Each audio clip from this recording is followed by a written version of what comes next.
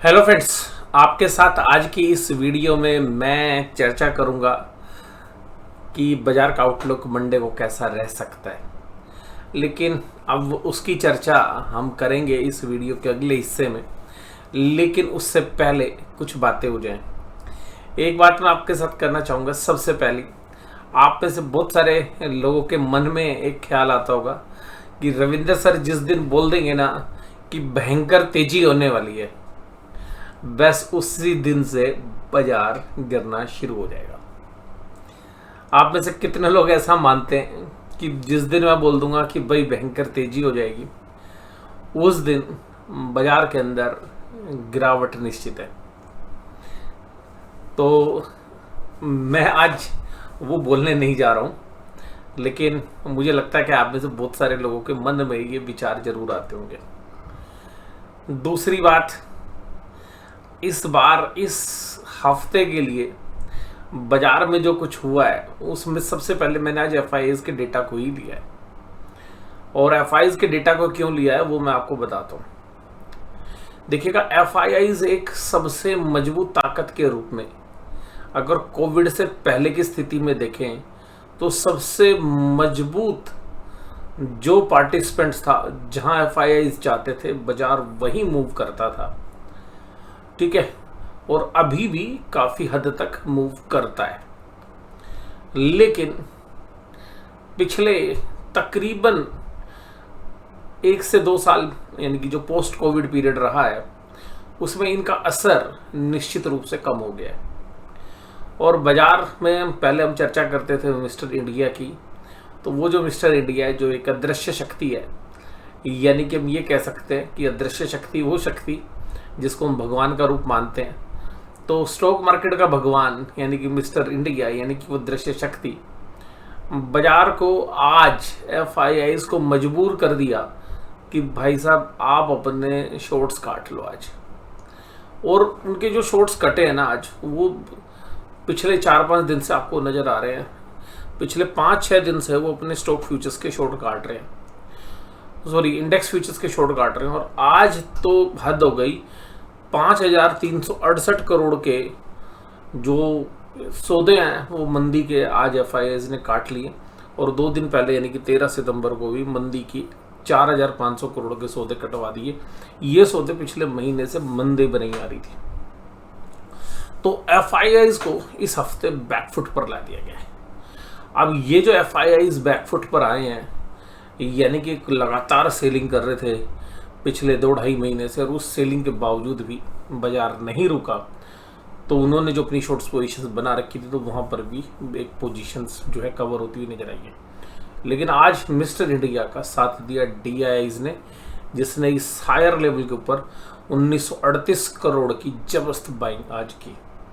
तो 1938 करोड़ की जो जबरदस्त बाइंग आई आज, उसने बाजार को, मतलब मैं ये तो नहीं कहूँगा, मेरा तो मानना यही था कि एक रेंज में ही रहेगा, लेकिन कैंडल ग्रीन बढ़ी है, बहुत बड़ी मूवमेंट नहीं है बाजार के अंदर। और बाजार जो है मात्र जो है 89 पॉइंट्स तेज था, यानी कि 0.44, लेकिन इस ऊपरी लेवल के ऊपर ये भी काफ़ी अच्छा माना जाएगा। लेकिन लास्ट के आधे घंटे में एक अच्छा खासा सेल ऑफ हमें देखने के लिए मिला निफ्टी के अंदर।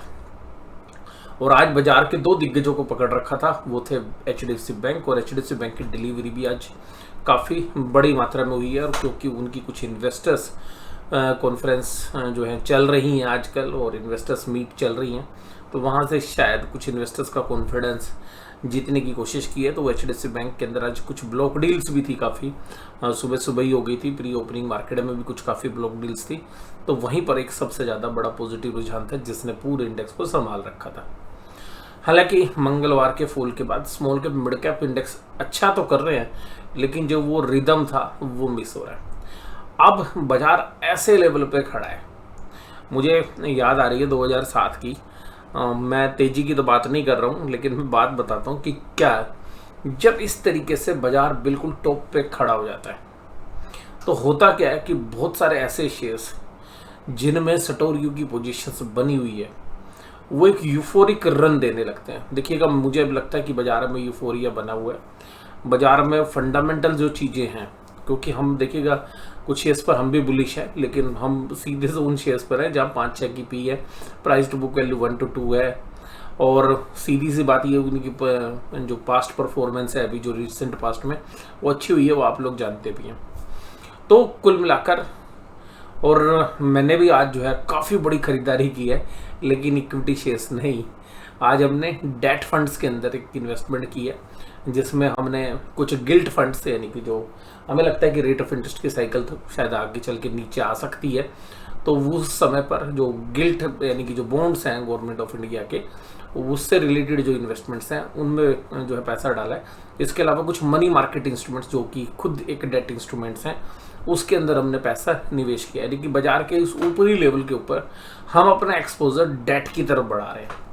तो वो डेट में खरीदारी, यानी कि शेयर बाजार के शेयर्स को ज़्यादा नहीं तरजीह देते, बल्कि जो अपना पैसा वो लिक्विड कैश के अंदर या ऐसे इंस्ट्रूमेंट्स में जहां आपको 7% के आसपास, 8% के आसपास की एक रिटर्न्स जो है जनरेट हो जाए, तो ऐसे फंड्स में। जब क्योंकि रेट ऑफ इंटरेस्ट की साइकिल जब डाउन ट्रेंड में आएगी, तो जो हमें लगता है कि जो बॉन्ड्स हैं उनकी वैल्यू काफ़ी तेज़ी से बढ़ सकती है, तो वहाँ से 1.5 से 2% का जो बेनिफिट है ईयरली बेसिस पर वो मिल सकता है। तो उस समय पर हो सकता है कि हम उनको सेल भी करें, उस समय हो सकता है कि इक्विटी में कुछ अपॉर्चुनिटी मिल जाए।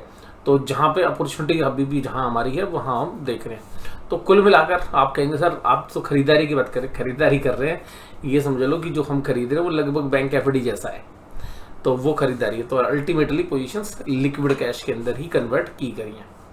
तो कुल मिलाकर बाजार के अंदर जो है एक यूफोरिक टाइप का फेज आ सकता है।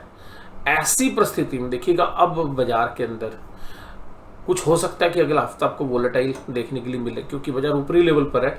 बाजार और ऊपर ले जाने की कोशिश बुल्स करेंगे, क्योंकि एफआईज की जो जिस तरीके से शॉर्ट्स कटे हैं, लेकिन हमारा यहाँ पर मानना ये है कि यहाँ पर जैसे फॉल आएगा, जो भी फॉल आएगा वो हो सकता है नेक्स्ट वीक में ना आए, उसके अगले वीक में आ जाए, लेकिन वो फॉल्स उसी तरीके के होंगे, वोलेटिलिटी उसी तरीके की होगी जैसी आपने मंगलवार को देखी थी।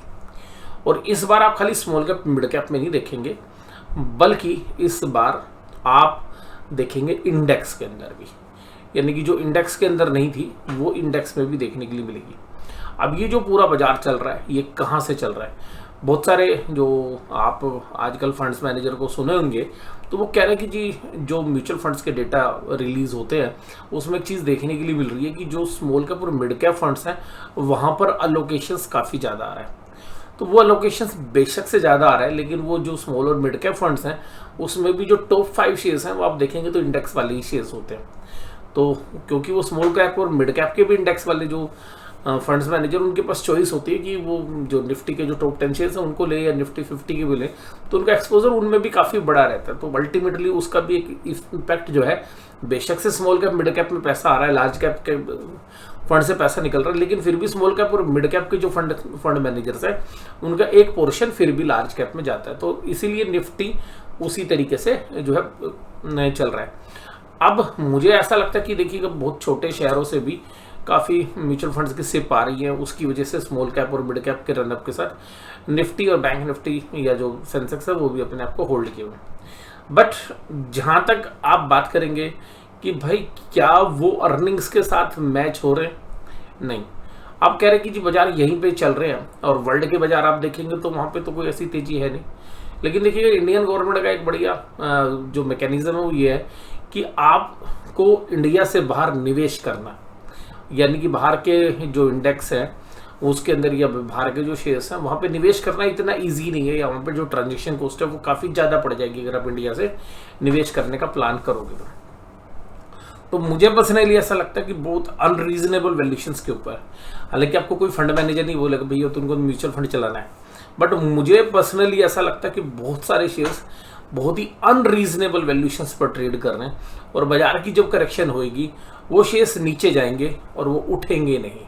ये भी पक्का है कि वो उसमें से मतलब जो अभी यूफोरिक रन चल रहा है उसमें 50-60% ऐसे शेयर्स होंगे जो गिरेंगे तो सही, लेकिन बाद में उनका ये भाव आपको ऐसा भी हो सकता है कभी देखने के लिए ना मिले, या कम से कम 5-7 साल आपको भाव देखने के लिए ही ना मिले। और ऐसा हमने हर बार देखा है ठीक है जी। और मुझे तो याद है 2008 में जो शेयर 300 रुपए के होते थे, कि मैं आपको ये कहूँ कि डीएलएफ का शेयर हमने 1200 रुपए में देख रखा है, वो आज तक डीएलएफ का शेयर 1200 रुपए नहीं हुआ, और उन बातों को 12-15 साल बीत गए हैं। तो ऐसा ये जस्ट एग्जांपल है। ऐसे ही जीएमआर का शेयर का भाव है, जो उसका लाइफ टाइम हाई है, वो अभी तक उसने 12-13 साल पहले बनाया था, वो टच ही नहीं किया अभी तक। और बहुत सारे इंफ्रास्ट्रक्चर के शेयर्स मिल जाएंगे आपको, रियल एस्टेट के शेयर्स मिल जाएंगे, जिनके हाई वो आया ही नहीं अभी। तो अभी हमें यहाँ पर एक अलर्ट रहने की जरूरत है। आउटलुक तो देखिएगा ऐसा बना रखा है कि भाई अभी एक यूफोरिक रहने, यानी कि जो शॉर्ट्स वाली जो पोजीशंस हैं, क्योंकि एफआईआईज की है, कुछ एयर रिटेलर्स की है, तो अब क्या इतने शॉर्ट्स पोजीशंस नहीं है जितना पिछली बार थी, क्योंकि जब सीधा रन आया था। और तो यहाँ पर एक बहुत ब्राइट चांस भी बनता है कि बाजार वोलेटाइल हो, और बाजार में आपको अब अलर्ट रहना, सतर्क रहना है बहुत ज़्यादा, क्योंकि सतर्क तो पहले भी रहना था, बट अब जिस तरीके से मारकाट मची है, जिस तरीके से आज एफआईज ने अपने सौदे काटे हैं, और जिस तरीके से निफ्टी बैंक जो लैगार्ड था उसने भी अपनी हाईएस्ट एवर क्लोजिंग दे दी है, तो ये एक माइंड सेट हो गया कि भाई अपनी मंदी काट लो। तो आज ज़्यादातर लोगों ने 1 बजे से लेके 2:30-3 बजे तक अपनी मोस्टली पोजीशंस काट ली, क्योंकि जिस तरीके से बैंक निफ्टी ऊपर की तरफ बंद होने के लिए तैयार था कि भाई अपनी लाइफ टाइम हाई क्लोजिंग पे देगा, और उसके बाद जो रेट सेंसिटिव शेयर्स थे, स्पेशली आज ऑटो के शेयर्स में बहुत जबरदस्त दम जो है देखने के लिए मिल रहा था, तो उसके बाद ये नज़रिया बना। लेकिन अपना व्यू नहीं बदल रहा भैया, अपना व्यू ये है कि बाजार बेशक से टेक्निकली भी चल रहा है, और ये जो भी मूव आया है, देखिएगा मैं आपको सीधे बताऊं, ये जो मूव आया है इसके बाद ये सब moves call and put options की जो है देन है। और मुझे पर्सनली यहाँ पर इस पूरे मूव के अंदर, ये जो पूरा मूव आया है, इस मूव के अंदर मुझे अभी भी ऐसा लगता है कि ये मूव, जो भी मूव है, ये आपको साल खत्म होते होते ये सारा मूव नेगलेक्ट हो जाएगा। यानी कि ये सारा जितनी भी जो तेजी है, बाजार जब महीने की जब इस साल की क्लोजिंग देगा, तो वो सारे इस तेजी को गवा चुका होगा। यानी कि बाजार अपने लगभग इस साल के हाईज के आसपास है। वो हो सकता है 100-200 पॉइंट, यानी कि हमें तो लग रहा था कि 200 के आसपास तक जाएगा, वहां से टर्न करेगा। अब देखते हैं सोमवार को क्या होता है। तो सोमवार को हमें एक मतलब दोनों साइड के बड़े अच्छे चांस लग रहे हैं, क्योंकि बहुत बड़े जो स्मार्ट प्लेयर है वो तो ऐसा दिखाते हैं बाजार को कि बहुत तेजी हो गई है, लोग जबरदस्त पुट बेच देते हैं और फिर उनको ट्रैप कर देते हैं, और या सच में वो तेजी है तो फिर देखिएगा बाजार को भी और खींचा जाएगा सोमवार को। तो सोमवार को बाजार के अंदर अब एक तरफा काम होगा, वोलेटिलिटी आएगी तो ऊपर से आएगी, यानी कि अचानक सेलिंग आने की चांसेस बहुत बढ़िया बन गए हैं अब। और एक यूफोरिक रन, यानी कि कुछ ऐसे शेयर्स जैसे पीएसयू बैंकों के अंदर देखिएगा पूरा बाजार कह रहा है कि जी पीएसयू बैंकों को तो दिन अभी आए हैं, बट मुझे नहीं लगता जी, मेरा अपना कॉन्ट्रा व्यू हो सकता है, मुझे तो ऐसा लगता है भैया बेचो, हो सकता है उसमें ट्रेलिंग स्टॉप लॉस लगा के रखो, और जो ट्रेलिंग स्टॉप लॉस नहीं लगा तो भैया बेचो और साइड में बैठ जाओ, अपने पैसे में जो प्रॉफिट आया है, क्योंकि बाजार ना प्रॉफिट घर नहीं लेके जाने देगा आपको। उसके बाद आज एचडीएफसी बैंक में तेजी थी, तो बैंकिंग स्टॉक्स ने बाजार को रोक लिया। दूसरा है टीसीएस के अंदर तेजी थी, और देखिएगा टीसीएस में हमारे पास फंडामेंटली शेयर्स हैं और मतलब लॉन्ग टर्म के हैं, और उस लॉन्ग टर्म के शेयर्स में से भी ना अगर ये शेयर 3700 और 3750 रुपए के आसपास का भाव दिखाएगा, इवन 3680 भी दिखाएगा, तो हम एग्जिट करने की कोशिश करेंगे एक बार, फिर उस फंड को कहीं दूसरी जगह शिफ्ट करने की चेष्टा कर सकते हैं। बजाज ऑटो, भारती एयरटेल, यहाँ पर भी एक अच्छी खासी तेजी आज बनी। कमजोरी कहाँ थी? HUL, Asian paints, Bajaj Finserv, ITC और लार्सन, ये सब आज कमजोर थे। और इंडेक्स की जो मुझे पी रेशो है, जो लॉन्ग टर्म हम एवरेजेस देखते हैं, मुझे यहाँ पर थोड़ा सा नहीं, अब तो इंडेक्स भी महंगा लगने लगा, मतलब अभी तक तो स्मॉल कैप मिड कैप लग रहा था, अब इंडेक्स भी थोड़ा थोड़ा महंगा लगने लगा। और एनएससी की एडवांस डिक्लाइन रेशियो, आज एडवांसेस देखो शाम होते थे कम हुए, घटने वाले बढ़े, तो मतलब एडवांस डिक्लाइन भी ठीक है, नेक टू नेक आगे थी, लास्ट में आधे घंटे की सेलिंग से ज़्यादा इंपैक्ट हुआ।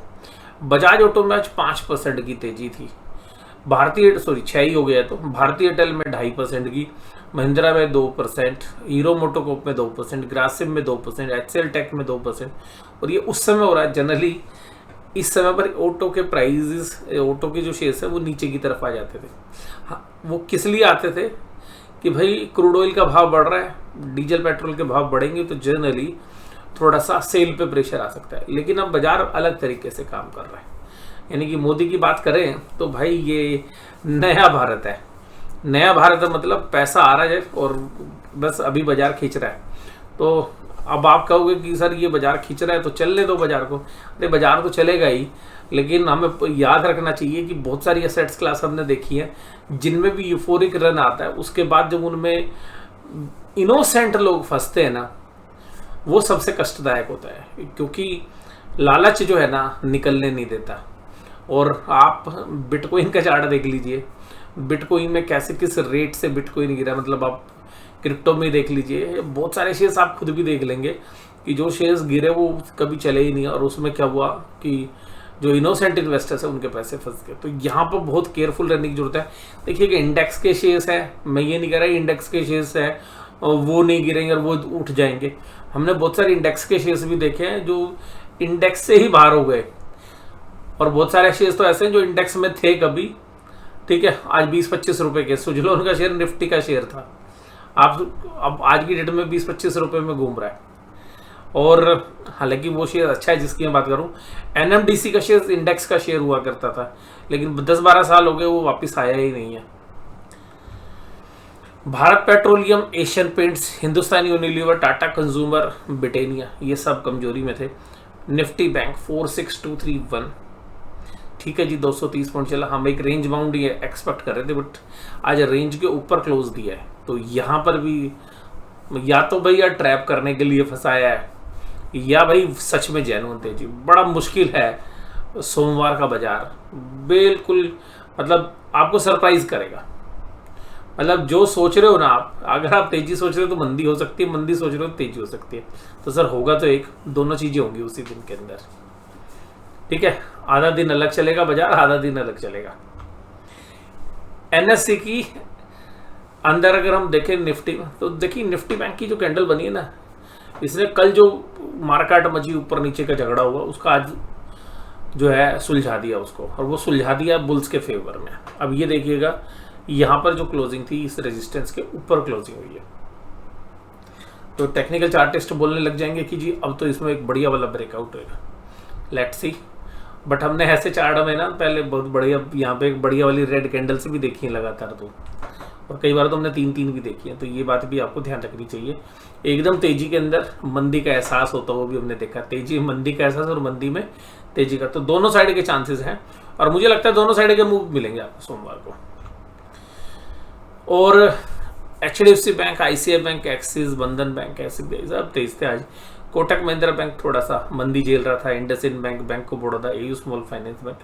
देखिए कोटक महिंद्रा बैंक में हमने पहले बाइंग की थी, और अभी मुझे लगता है कि 1760 रुपए के आसपास आएगा, उसमें फिर बाइंग बनेगी। उसके बाद बंधन bank, HDFC bank, IDFC first bank, axis, Punjab national bank सब तेजी में थे। बंधन बैंक पे भी हम नीचे के लेवल पर पॉजिटिव थे, लेकिन अभी नहीं, तो 4% की तेजी हो गई है। तो कॉन्ट्राबैट रहती है हमारी कुछ शेयर्स पे। और बाकी यहाँ पर इंडेक्स की बात हो गई है। और इसके बाद अगर इंडिया विक्स की बात करें, इंडिया विक्स बिल्कुल लो पे आ गया है, ठीक है जी। अब ये जो लो पे आता है ना इंडिया विक्स, तो इसके दो इम्प्लीकेशन होते हैं, ध्यान से समझिएगा। मैं आपको बताता हूँ इंडिया विक्स का मतलब है कि इंडिया के शेयर बाजार में वोलेटिलिटी यानी कि उतार चढ़ाव की मात्रा कम हो गई है। हालांकि ये उतार चढ़ाव की कैलकुलेशन जो है ऑप्शंस के प्रीमियम से कैलकुलेट होती है, यानी कि जो ऑप्शंस के प्रीमियम है उनके अंदर कि उनका क्या भाव है उसके ऊपर डिपेंड करता है इंडिया विक्स। अब ये इंडिया विक्स कम होना मतलब किसी भी इंडेक्स के अंदर, मैं आपको एक सिंपल सी बात बताऊं, किसी का भी अगर आप चार्ट ड्रॉ करें, अगर आप इंडिया विक्स का भी चार्ट अगर ड्रॉ करने लगे तो इंडिया विक्स का चार्ट 10 के आसपास ये इंडिकेट करता है। अब दो इंडिकेशन है कि यहां पर एक बेस बन गया और ये बेस बनकर यहां से ब्रेकआउट कर देगा। तो अगर ये बेस बन के ब्रेकआउट करे और ऊपर की तरफ जाए, यानी कि एक शॉर्ट कवरिंग जिसे हम बोलते हैं कि भाई इसमें बहुत सारे शॉर्ट्स बने हुए इंडिया विक्स में। हालांकि इंडिया विक्स इंडिया में ट्रेड नहीं होता, यूएसए में ट्रेड होता है जो उनका विक्स है इंडेक्स।